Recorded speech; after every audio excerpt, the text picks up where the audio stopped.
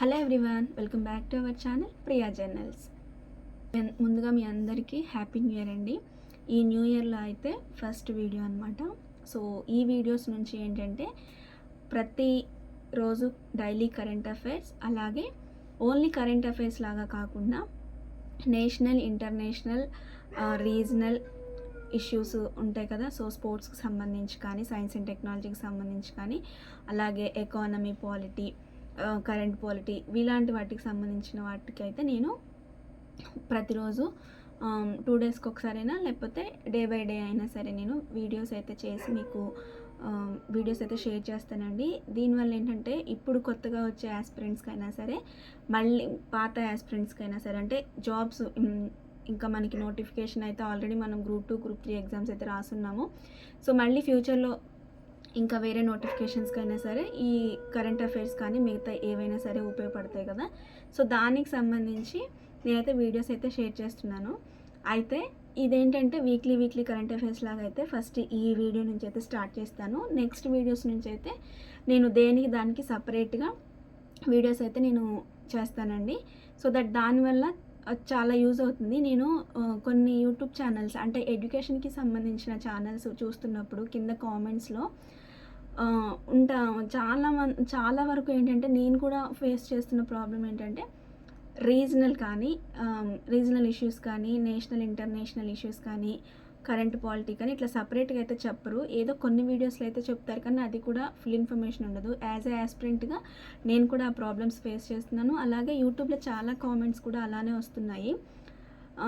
చాలామంది నా కామెంట్స్లో నాకు కింద నా కామెంట్ సెక్షన్లో కూడా చాలామంది అలానే అడిగారు. సో దానివల్ల నేనైతే ఈ వీడియోస్ అయితే చేస్తున్నాను. ఫస్ట్ అయితే ఈ వీడియో నుంచి అయితే నేను ఆల్రెడీ కొన్ని కరెంట్ అఫైర్స్ అయితే నేను ప్రిపేర్ చేసుకున్నాను అనమాట. సో నేను ఏదైతే రన్నింగ్ నోట్స్ నాది కరెంట్ అఫైర్స్ ఉంటుందో, సో దానిలో ఉన్నాయే నేనైతే ఈ వీడియోస్లో అయితే మీకు చెప్తున్నాను. ఇది నేను మీకు పీడిఎఫ్లో కూడా ఇస్తాను, పీడిఎఫ్ కూడా షేర్ చేస్తాను. ఎవరైనా రాసుకొని వాళ్ళు ఉంటే మీరు దీన్ని ఫాలో అవ్వచ్చు. సో ఇవాళ అయితే ఫస్ట్ ఒక 25 క్వశ్చన్స్ అయితే నేను ఈ వీడియో చేస్తున్నాను.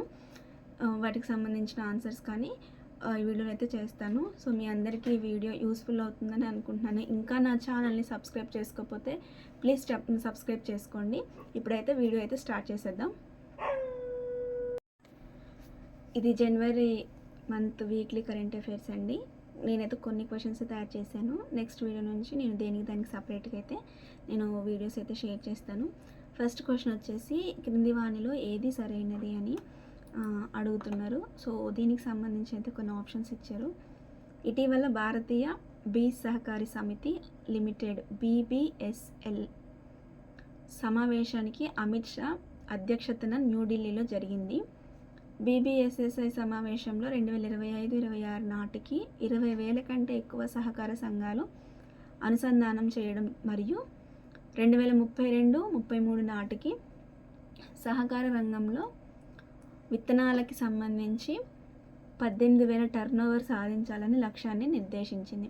CEO వచ్చేసి రబీ 2024లో 6 రాష్ట్రాల్లో 5,596 హెక్టార్లలో పంటలు వేయడం ద్వారా 49 రకాల 8 పంటల నుండి 1,64,804 క్వింటాల విత్తనాల ఉత్పత్తి ఉంటుందని అంచనా వేసింది. సో ఈ 3 ఆప్షన్స్లో ఏది కరెక్ట్ అని మనల్ని అడుగుతున్నారు. సో దీనికి సరైన ఆన్సర్ అయితే 3 సరైనవేనండి. సో దీనికైతే 3 సరైనవే.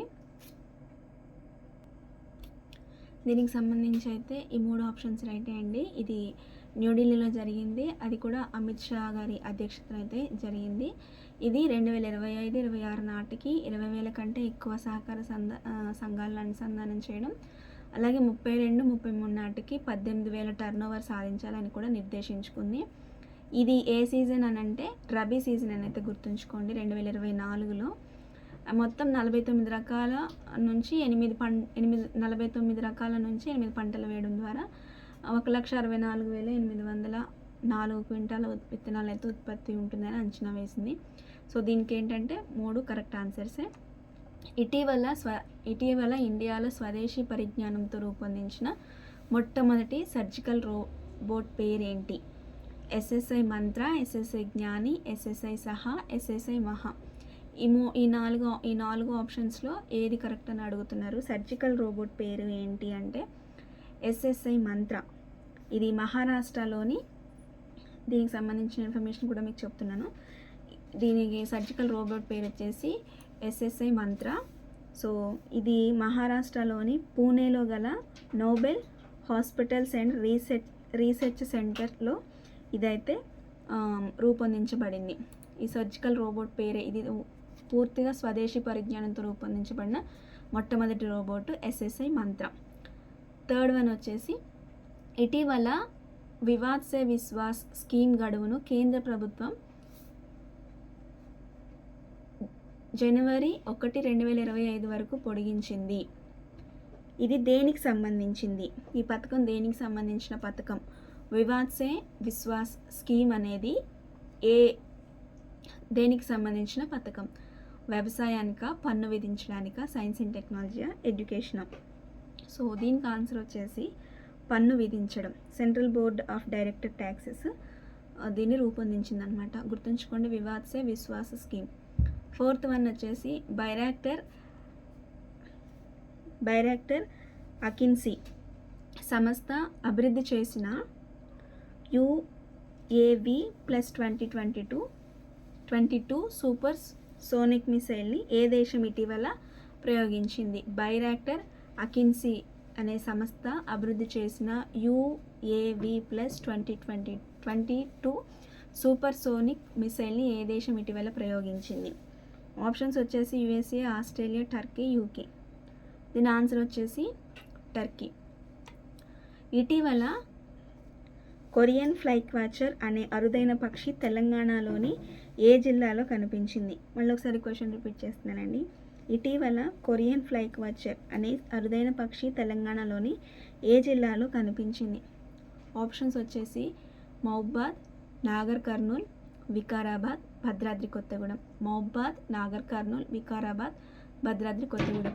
మహబూబాద్లో అండి కనిపించింది. ఎక్కడ అంటే మహబూబాద్లో కూడా భీమునిపాదం జలపాతం వద్ద అయితే ఈ కొరియన్ ఫ్లై క్వాచర్ అనే పక్షి అయితే కనిపించింది. భీమునిపాదం జలపాతం వద్ద.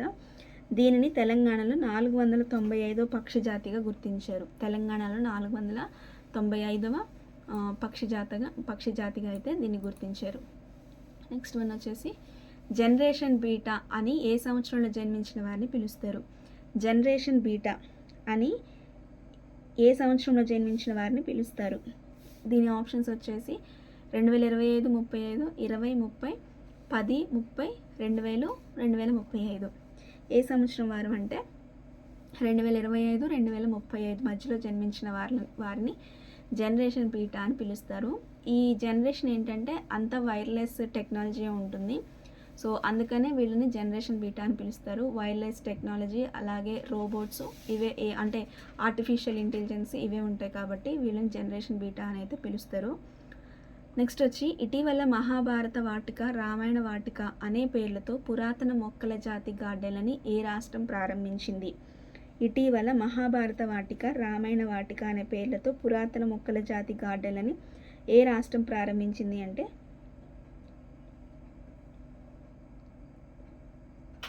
దీని ఆప్షన్స్ వచ్చేసి ఉత్తరప్రదేశ్, ఉత్తరాఖండ్, గుజరాత్, బీహార్.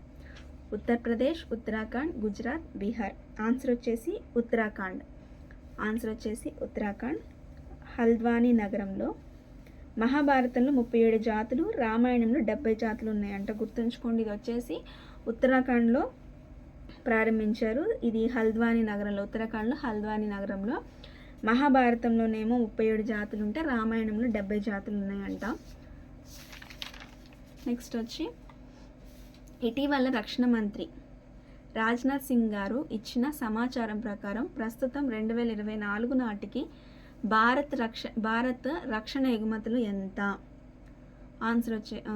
ఆప్షన్స్ వచ్చేసి 21,000 కోట్లు, 35,000 కోట్లు, 40,000 కోట్లు, 18,000 కోట్లు. 21,000, 35,000, 40,000, 18,000. సో దీని ఆన్సర్ వచ్చేసి 21,000 కోట్లు అనమాట. నెక్స్ట్ ఇండియాలో ఫినాన్షియల్ స్టెబిలిటీ రిపోర్ట్ని ఎఫ్ఎస్ఆర్ని ఏ సంస్థ విడుదల చేస్తుంది? ఇండియాలో ఫినాన్షియల్ స్టెబిలిటీ రిపోర్ట్ ఎఫ్ఎస్ఆర్ని ఏ సంస్థ విడుదల చేస్తుంది? ఆప్షన్స్ వచ్చేసి నీతి Aayog, NIA, RBI, NSO. NITI Aayog, NIA, RBI, NSO. So దీని ఆన్సర్ వచ్చేసి ఆర్బీఐ. 2024-25కి భారత్ జీడిపి 6.6 ఉంటుందని చెప్పారనమాట. ఈ ఫినాన్షియల్ స్టెబిలిటీ రిపోర్ట్ని ఆర్బీఐ అయితే విడుదల చేస్తుంది. అలాగే 2024-25కి భారత్ జీడిపి అయితే 6.6 ఉంటుందని చెప్పి కూడా చెప్పిందనమాట. 10th వన్ వచ్చేసి సిఆర్పిఎఫ్ డైరెక్టర్ జనరల్గా ఎవరు నియామకం అయ్యారు? సిఆర్పిఎఫ్ డైరెక్టర్ జనరల్గా ఎవరు నియామకం అయ్యారు? ఏపీ మహేశ్వరి, వితుల్ కుమార్, ప్రకాష్ మిశ్రా, అలాగే OP Singh. AP Maheshwari, Vitul Kumar, Prakash Mishra, OP Singh. దీని ఆన్సర్ వచ్చేసి వితుల్ కుమార్. ఆసియా ఆఫ్రికాల నుండి యుఎన్ఎస్సిలో సభ్య దేశాల సంఖ్య ఎంత? ఆసియా ఆఫ్రికాల నుండి యుఎన్ఎస్సిలో సభ్య దేశాల సంఖ్య ఎంత? 8, 5, 6, 10. ఆన్సర్ వచ్చేసి 5. ఏ దేశంలో శాంతి మిషన్ ఏర్పాటు కానీ ఇటీవలే యుఎన్ఎస్సి తీర్మానాన్ని ఆమోదించింది? ఏ దేశంలో శాంతి మిషన్ ఏర్పాటుకు గాను ఇటీవలే యుఎన్ఎస్సి తీర్మానాన్ని ఆమోదించింది? Somalia, Singapore, USA, Russia. Somalia, Singapore, USA, Russia. దీని ఆన్సర్ వచ్చేసి సోమాలియా. మలేరియా నియంత్రణకు జన్యుపరమైన మార్పు చేసిన దోమలను ప్రవేశపెట్టిన ప్రపంచపు తొలి దేశం ఏది? మలేరియా నియంత్రణకు జన్యుపరంగా మార్పు చేసిన దోమలను ప్రవేశపెట్టిన ప్రపంచపు తొలి దేశం ఏది అంటే Djibouti. Zimbabwe, Djibouti, Lebanon, Madagascar. వీటిలో ఆన్సర్ ఏమంటే జిబౌటి. జిబౌటి ఏమో మలేరియా నియంత్రణకు జన్యుపరంగా మార్పు చేసిన దోమలను ప్రవేశపెట్టిన ప్రపంచపు తొలి దేశం. జోర్డాన్ ఏమో కుష్టు లేకుండా చేసిన దేశం. నేపాల్ ఏమో 16th నవంబర్ 2024న తమ దేశ చిన్నారులకు క్యాన్సర్ ట్రీట్మెంట్ను చేసింది. కెమెరూన్ ఏంటంటే మలేరియా వ్యాక్సిన్ని అందించారు. సో ఆప్షన్స్ ఇక్కడ లేవు, కానీ మీకు ఒక ఐడియా కోసమని నేను చెప్తున్నానండి. జిబౌటి ఏమో మలేరియా నియంత్రణకు జన్యుపరంగా మార్పు చేసిన దోమలను ప్రవేశపెట్టిన మొట్టమొదటి దేశం, ప్రపంచపు తొలి దేశం ఏమో జిబౌటి ఉంది. అండ్ జోర్డాన్ అనే దేశం ఏంటంటే కుష్టు లేకుండా చేసిందనమాట. నేపాల్ ఏమో 16th నవంబర్ 2024న తమ దేశ చిన్నారులకు క్యాన్సర్ ట్రీట్మెంట్ని అయితే చేసింది. కెమెరూన్ ఏంటంటే మలేరియా వ్యాక్సిన్ని అందించారు. సో ఈ పేర్లు అయితే గుర్తుంచుకోండి. 14th వచ్చేసి ఆస్తుల ఈవేలానికి సంబంధించిన ఏ పోర్టల్ని ప్రభుత్వం అందుబాటులోకి తెచ్చింది? ఆస్తులు ఈవేలానికి సంబంధించి ఏ పోర్టల్ని ప్రభుత్వం అందుబాటులోకి తెచ్చింది? వీటి ఆప్షన్స్ వచ్చేసి శక్తి, సమాన, మిత్ర, బానకెట్. శక్తి, సమాన, మిత్ర, బానకెట్. ఆన్సర్ వచ్చేసి బానకెట్ అండి. ఆర్థిక రంగంలో కృత్రిమ మేధాకు నియంత్రణగాను ఆర్బీఐ ఏర్పాటు చేసిన కమిటీకి ఎవరు నాయకత్వం వహిస్తున్నారు? ఆర్థిక రంగంలో కృత్రిమ మేధాకు నియంత్రణగాను ఆర్బీఐ ఏర్పాటు చేసిన కమిటీకి ఎవరు నాయకత్వం వహిస్తున్నారు? సహాయక్, పుష్పక్ భట్టాచార్య, ఆర్యభట్ట, స్వామితక్. సహాయక్, పుష్పక్ భట్టాచార్య, ఆర్యభట్ట, స్వామిత్. ఆన్సర్ వచ్చేసి పుష్పక్ భట్టాచార్య. ఐఐటి మద్రాస్ ప్రాజెక్టుకు గాను వ్యవసాయ మంత్రిత్వ శాఖలు ఒప్పందాన్ని కుదుర్చుకున్నాయి? ప్రాజెక్ట్ పేరేంటి అని అడుగుతున్నారు ఐఐటి మద్రాస్ వాళ్ళు. వ్యవసాయ మంత్రిత్వ శాఖను ఐఐటి మద్రాస్ కలిపి ఒక ఒప్పందాన్ని అయితే కుదుర్చుకున్నాయి. ఇక్కడైతే స్పెల్లింగ్ మిస్టేక్ జరిగిందండి. సో ఏ ఒప్పందాన్ని కుదుర్చుకున్నాయని చెప్పి అడుగుతున్నారు. విస్తార్, విశ్వక, విశ్వాస్, చెగర్. ఆన్సర్ వచ్చేసి విస్తార్ అండి. నేల కాలుష్యాన్ని తగ్గించి వ్యవసాయాన్ని లాభాల దిశగా తీసుకెళ్లేందుకు ఏ ఐఐటి ఒక బ్యాక్టీరియాను అభివృద్ధి చేసింది? నేల కాలుష్యాన్ని తగ్గించేసి వ్యవసాయాన్ని లాభాల దిశగా తీసుకెళ్లేందుకు ఏ ఐఐటి ఒక బ్యాక్టీరియాను అభివృద్ధి చేసింది? IIT Bombay, IIT Madras, IIT Ahmedabad, IIT Kharagpur. Answer వచ్చేసి ఐఐటి బాంబే. ప్రపంచవ్యాప్తంగా వస్త్రాల వాణిజ్యంలో భారతదేశపు వాటా ఎంత మేర ఉందని కేంద్రం ప్రకటించింది? ప్రపంచవ్యాప్తంగా వస్త్రాల వాణిజ్యంలో భారతదేశపు వాటా ఎంత మేర ఉంటుందని కేంద్రం ప్రకటించింది? 2.6%, 3.9%, 0.5%, 5.3%. ఆన్సర్ వచ్చేసి 3.9%.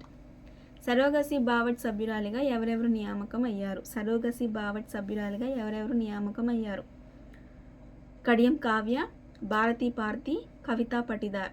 కడియం కావ్య, భారతి పార్తి, కవితా పటిదార్. డి వచ్చేసి ఏబిసి. ఈ ముగ్గురు కూడా నియామకమయ్యారండి. కడియం కావ్య గారు, భారతి పార్తి గారు, కవితా పటిదార్. ఈ ముగ్గురు కూడా సరోగసి బోర్డు సభ్యులుగా ఎన్నికయ్యారనమాట. 20 వచ్చేసి పోలార్ శాటిలైట్ లాంచ్ వెహికల్ని పిఎస్ఎల్వి C60 వాహక నౌక జనవరి 30న అంతరిక్షంలోనికి తీసుకెళ్లిన శాటిలైట్ల పేర్లు ఏంటి? పోలార్ శాటిలైట్ పిఎస్ఎల్వి C60 వాహక నౌక జనవరి 30న అంతరిక్షంలోకి తీసుకెళ్లిన శాటిలైట్ల పేర్లు. SDX-01 chaser, SDX-02 target, PSLV C60 or D వచ్చేసి ఏబిసి. దీని ఆన్సర్ ఏంటంటే SDX-01 చేజర్, SDX-02 టార్గెట్. ఈ రెండు కలిపి పోలార్ శాటిలైట్ పిఎస్ఎల్వి C60ని తీసుకెళ్ళాయి అన్నమాట అంతరిక్షంలోనికి. జనవరి 14, 2025 నుండి అమల్లోకి వచ్చేలా అంతరిక్ష శాఖ కొత్త కార్యదర్శి మరియు ఇస్రో చైర్మన్ ఎవరు నియమితులయ్యారు? ఎవరు అనే శక్తికాంత దాస్, వి నారాయణ్, సోమనాథన్, వైవి సుబ్బారెడ్డి. ఆన్సర్ వచ్చేసి వి నారాయణ్. శక్తికాంత్ దాస్ గారేమో ఆర్బీఐ గవర్నర్ తెలుసు. వి నారాయణ్ గారు కొత్తగా అయితే నియమితులయ్యారు. లెబనాన్ నూతన అధ్యక్షుడిగా ఎవరు ఎన్నికయ్యారు? లెబనాన్ నూతన అధ్యక్షుడిగా ఎవరు ఎన్నికయ్యారు? Suleiman Bashar Joseph al Assad. దీని ఆన్సర్ వచ్చేసి జోసెఫ్ ఔన్. అమెరికాలో ఏ రాష్ట్రంలో హిందూ మాసంగా ప్రకటించారు? Ohio, Texas, Dallas, New York. Answer వచ్చేసి ఒహాయో. అమెరికాలో ఒహాయోలో హిందూ మాసంగా ప్రకటించారంట. ఏ మంత్ని అంటే అది కూడా గుర్తుంచుకోండి, అక్టోబర్ మంత్ని హిందూ మాసంగా ప్రకటించారు. ప్రెసిడెంట్ ప్రణబ్ ముఖర్జీ స్మారక చిహ్నాన్ని ఎక్కడ ఏర్పాటు చేయనున్నారు? Rashtriya Smriti Sthal, Rajghat complex, New Delhi. India gate, Samadhi Sthal, Delhi. Rashtrapati Bhavan complex. Pranab Mukherjee గారి స్మారక చిహ్నాన్ని ఎక్కడ ఏర్పాటు చేయనున్నారు అంటే రాష్ట్రీయ స్మృతి స్థల, రాజ్ఘాట్ కాంప్లెక్స్, న్యూఢిల్లీ. అలాగే షాహిద్ మాధవ్ సింగ్ హతకర్చా అనే పథకం కింద అందించబడే ఆర్థిక సహాయం ఎంత? షాదీ మాధవ్ సింగ్ హత్కర్చా పథకం కింద అందించబడే ఆర్థిక సహాయం మొత్తం ఎంత? 2,000, 5,000, 10,000, 15,000. 2,000, 5,000, 10,000, 15,000. ఆన్సర్ వచ్చేసి 5,000. బ్యాండెడ్ రాయల్ సీతాకొక చిలుక. దీన్నే ఇంకొకటి ఏంటంటే రచన జలీంద్ర ఇంద్ర ఇటీవల ఎక్కడ కనుగొనబడింది? బ్యాండెడ్ రాయల్ సీతాకొక చిలుక ఇటీవల ఎక్కడ కనుగొనబడింది? Sepahijala wildlife sanctuary Tripura, Kaziranga national park Assam, Sundarbans west Bengal, Jim Corbett national park Uttarakhand. Sepahijala wildlife sanctuary త్రిపురలోన, Kaziranga national park Assam, Sundarbans west Bengal, Jim Corbett national park Uttarakhand. Answer వచ్చేసి Sepahijala wildlife sanctuary Tripura.